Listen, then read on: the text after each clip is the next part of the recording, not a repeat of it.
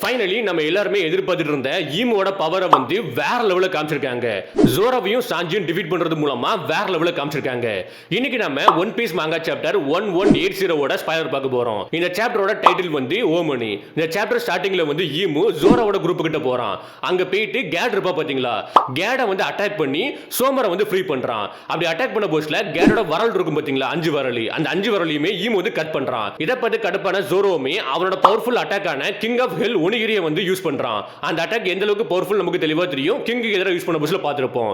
அந்த ஒரு அட்டாக்கை வந்து ஈமு அவன் டேல வச்சு அவனோட டேல வச்சு அசால்ட்டா தடுக்கிறான். அண்ட் ஈமுமே ஒரு பிளாக் ஃப்ளேமை கிரியேட் பண்றான். அதோட நேம் வந்து ஓமனி. அதை யூஸ் பண்ணி ஜோராவோட ஃபேஸ்ல வந்து அட்டாக் பண்றான். அது மூலமா ஜோரா டிஃபீட் ஆவறான். அண்ட் அவன் ஃபேஸ்ல இருந்து ரத்தம் வந்துட்டு இருக்குது. அதுக்கப்புறம் ஈமுமே சோமரை வந்து ஓமனை யூஸ் பண்ணி ரிவைவ் பண்றான். இப்போ அங்க இருந்து ஈமு என்ன பண்றான்னா பிளாக் ஸ்விங்ஸை வந்து உருவாக்கிட்டு பறந்து போக ஆரம்பிக்கிறான். அதுவும் எங்க பறந்து போக ஆரம்பிக்கிறான்னா வந்து சாஞ்சியோட குரூப் கிட்ட. ஏன்னா சாஞ்சியோட குரூப் கிட்ட தான் கில்லிங்கம் இருப்பான். அதுபடி அங்க போனதுக்கு அப்புறம் கில்லிங்கமையும் ஓமன் யூஸ் பண்ணி ரிவைவ் பண்றான். இத பார்த்தா சாஞ்சி வந்து அவன் காலை யூஸ் பண்ணி அட்டாக் பண்ண போவானா. பட் ஈமு வந்து அவனோட காலை யூஸ் பண்ணி சாஞ்சியோட அட்டாக்கை வந்து பிளாக் பண்றான். பிளாக் பண்ணதுக்கு அப்புறம் ஒரு விஷயம் பண்றான் பாருங்க, அதான் சூப்பரா இருந்துச்சு. ஏன்னா ஈமு வந்து அவனோட கால்ல வந்து பிளாக் ஃப்ளேமை வந்து உருவாக்கிக்கிட்டு அதை யூஸ் பண்ணி சாஞ்சி அட்டாக் பண்றான். காலால அட்டாக் பண்றான். அது மூலமா சாஞ்சியுமே டிஃபீட் ஆவறான். ஏன்னா அந்த அட்டாக் பண்ண போஸ்ட்ல ஒரு எக்ஸ்ப்ளோஷன் கிரியேட் ஆகுது.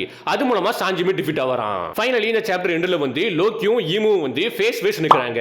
அந்த இடத்துல வந்து இந்த ஸ்பாயிலரை முடிக்கிறாங்க. இப்போதைக்கு எல்லாருக்குமே இருக்கக்கூடிய ஒரு டவுட் என்னன்னு பாத்தீங்கன்னா, நம்ம ஈமோட சைஸ் என்னன்னு. நீ நினைக்கிற மாதிரிலாம் ஒண்ணும் இல்ல. நிறைய பேர் என்ன நினைக்கிறாங்கன்னா வந்து ஈமு ஜெயண்ட் சைஸ்ல இருக்கான்ட்டு. ஈமோட சைஸை பார்க்க போஸ்ட்ல அவன் ஜெயண்ட் சைஸும் கிடையாது, ஹியூமன் சைஸும் கிடையாது. நம்ம ஒயிட் பீடு, கைடோ, பிக் மாம், கூமாவோட சைஸ் இருக்கும் பாத்தீங்களா, அந்த சைஸ்ல இருக்க மாதிரி தான் மென்ஷன் பண்ணிருக்காங்க. லைக் 7-8 மீட்டர் டால்ல இருக்க வாய்ப்பு இருக்குன்ட்டு.